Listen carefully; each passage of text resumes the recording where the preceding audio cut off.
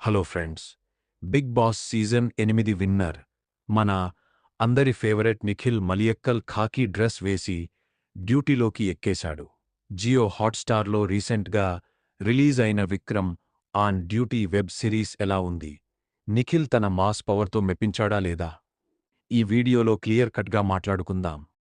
Skip చేయకుండా చివరి వరకు చూడండి. Story point. కథ విషయానికి వస్తే ఇన్స్పెక్టర్ విక్రమ్ వాసు నిఖిల్ ఒక ఇన్వెస్టిగేషన్ ఆఫీసర్.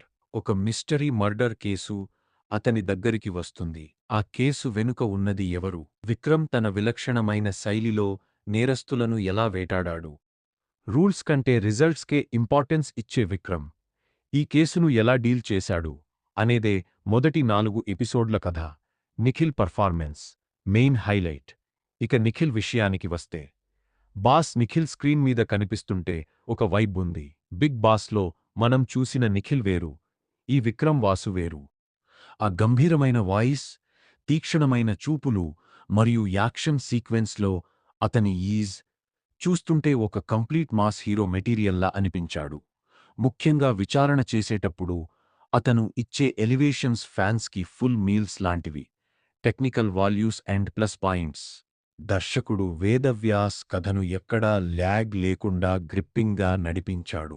బ్యాక్గ్రౌండ్ మ్యూజిక్ ప్రతి సీన్ని నెక్స్ట్ లెవెల్కి తీసుకెళ్ళింది. అశురెడ్డి, గాయత్రి చాగంటి తమ పాత్రల్లో బాగా సెట్ అయ్యారు.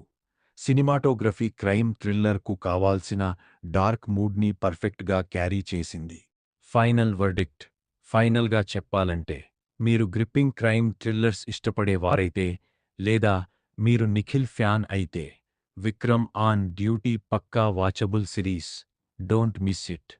మీరు ఆల్రెడీ చూసి ఉంటే మీకు ఏ ఎపిసోడ్ నచ్చిందో కింద కామెంట్ చేయండి. మరిన్ని ఇంట్రెస్టింగ్ రివ్యూస్ కోసం మన ఛానల్ని సబ్స్క్రైబ్ చేసుకోండి.